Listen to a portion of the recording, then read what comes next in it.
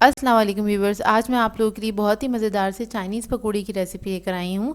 इसे बनाना बहुत ही आसान है और बहुत ही मज़ेदार बनते हैं। ये पकौड़े बहुत ज़्यादा क्रिस्पी होते हैं और नॉर्मल पकौड़ों से इसका टेस्ट बिल्कुल डिफरेंट होता है। तो इस वीडियो को लास्ट तक ज़रूर देखिएगा। अगर आप मेरे चैनल पर नए हैं तो मेरे चैनल को सब्सक्राइब करें और साथ ही साथ बेल आइकन को क्लिक करना ना भूलें। इससे मेरे आने वाली हर वीडियो की नोटिफिकेशन आपको सबसे पहले मिलेगी। मेरी वीडियोस अच्छी लगे तो उसको लाइक करें और इसको शेयर भी ज़रूर करें। तो चलिए आइए रेसिपी स्टार्ट करते हैं। तो इसके लिए मैंने ली है वेजिटेबल्स। तो सबसे पहले हम ऐड करेंगे कैबेज। बंद गोभी ली है आधा कप। गाजर लेंगे हम 4 टेबलस्पून, उसको जूलियन हमने कट कर लिया है। शिमला मिर्च भी हमारे पास है 4 टेबलस्पून के बराबर, वो ऐड कर देंगे इसके अंदर।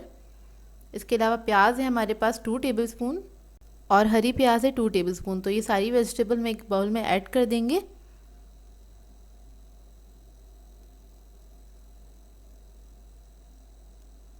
फिर इसके बाद हम इसके अंदर ऐड करेंगे चिकन आधा कप। बॉईल हुआ हुआ है और इसको मैंने श्रेड कर लिया था। ये देखिए इस तरह से मिक्स कर लेंगे अच्छे से इन सब चीज़ों को। और फिर मैं इसके अंदर ऐड करूँगी नमक 1 टीस्पून, कुटी हुई लाल मिर्च 1 टीस्पून, ब्लैक पेपर है हमारे पास हाफ टी स्पून, काली मिर्च ऐड की है। सोया सॉस ऐड करेंगे 1 टेबलस्पून। लहसुन का पेस्ट ऐड करेंगे हाफ टी स्पून और इन सब चीज़ों को अच्छी तरीके से मिक्स कर लेंगे। फिर इसके बाद इसमें हम ऐड करेंगे बेसन 3/4 कप के बराबर। 1 कप में से 1/4 कप निकाल लीजिएगा, फिर इसको ऐड कर दीजिएगा। फिर उसके बाद में इसमें ऐड करूँगी 1/4 कप चावल का आटा। इससे बहुत क्रिस्पी बनेंगे, इस वजह से ये ऐड किया है मैंने। और फिर हम इसमें ऐड करेंगे baking powder half tea spoon और फिर इसको हम अच्छी तरीके से मिक्स करेंगे। इस तरह से अच्छी तरीके से मिक्स कर लीजिएगा इन सब चीज़ों को।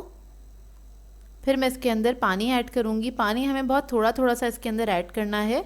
इसका हमें कोई पेस्ट नहीं बनाना, बस इतना ही पानी ऐड करना है कि जो वेजिटेबल्स हैं उसके ऊपर बेसन बहुत अच्छी तरीके से कोट हो जाए।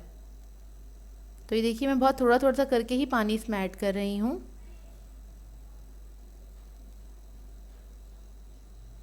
तो मैं सिर्फ इसके अंदर 1 टेबलस्पून पानी ऐड कर रही हूँ और इसको मिक्स कर रही हूँ।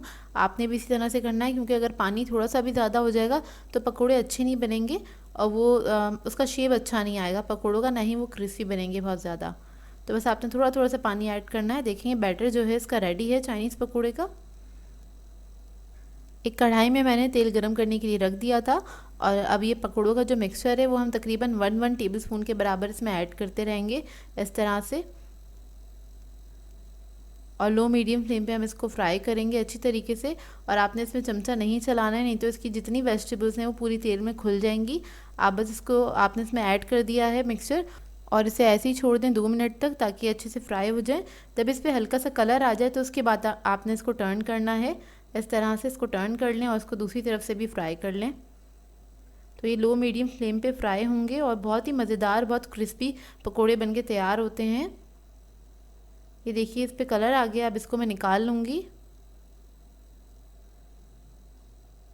ये देखिए कितने खूबसूरत पकोड़े बने हैं। टेस्ट में भी बहुत मज़ेदार बनते हैं ये पकोड़े।